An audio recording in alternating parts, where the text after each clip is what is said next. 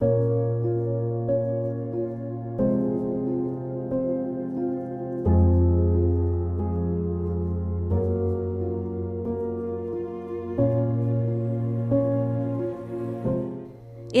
തിരക്കഥയ്ക്കായി കാത്തുനിന്ന സംവിധായകർ, അടുത്ത സുഹൃത്തുക്കളായ ചിലരുടെ സ്നേഹനിർബന്ധം, മനസ്സില്ലാ മനസ്സോടെ മലയാള സിനിമയിലേക്ക് എം.ടി കടന്നുവന്നു.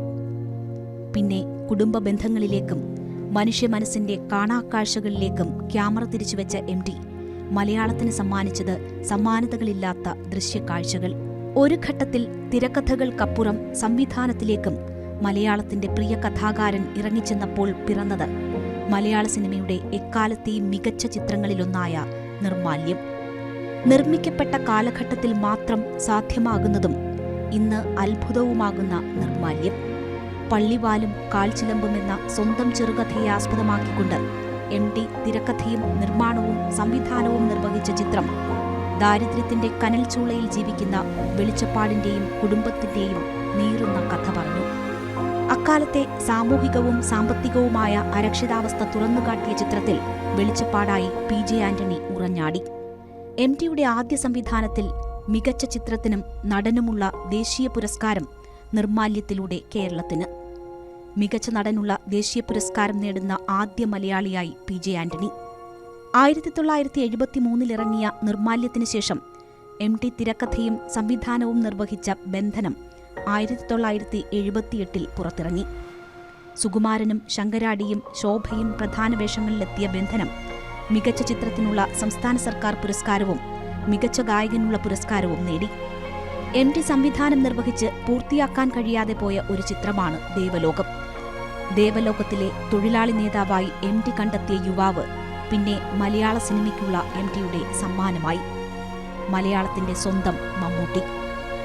എം.ടിയുടെ തിരക്കഥകളിൽ ഒരുപാട് ചിത്രങ്ങൾ മലയാള സിനിമയുടെ സുവർണ ഏടുകളാക്കിയ കൂട്ടുകെട്ടിന്റെ പിറവിയായിരുന്നു ദേവലോകം സെറ്റിന്റെ നിയോഗം. ശേഷം വാരിക്കുഴിയും മഞ്ഞും കടവും എം.ടിയുടെ സംവിധാനത്തിൽ പുറത്തിറങ്ങി.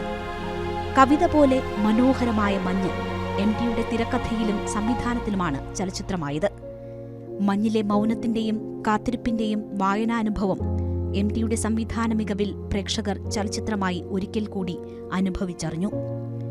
എസ്.കെ. പൊറ്റക്കാടിന്റെ കടത്തുതോണി എന്ന ചെറുകഥയെ ആസ്പദമാക്കി എം.ടി തിരക്കഥയും സംവിധാനവും നിർവഹിച്ച ചിത്രമാണ് കടവ്.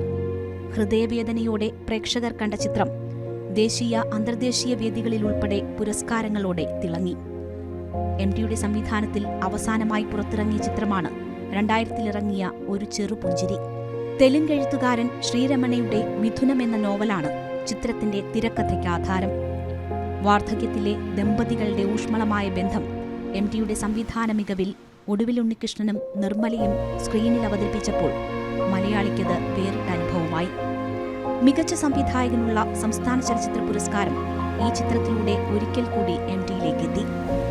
70-ലധികം ചിത്രങ്ങൾക്ക് തിരക്കഥ എഴുതിയ എം.ടിയുടെ സംവിധാന മികവിൽ മലയാളം കണ്ടത് 6 ചിത്രങ്ങൾ മാത്രം. മലയാളവും മലയാള സിനിമയും ഉള്ളിടത്തോളം ഓരോ മലയാളിക്കും നെഞ്ചേറ്റാൻ കഴിയുന്ന 6 ചിത്രങ്ങൾ. News desk, news 18.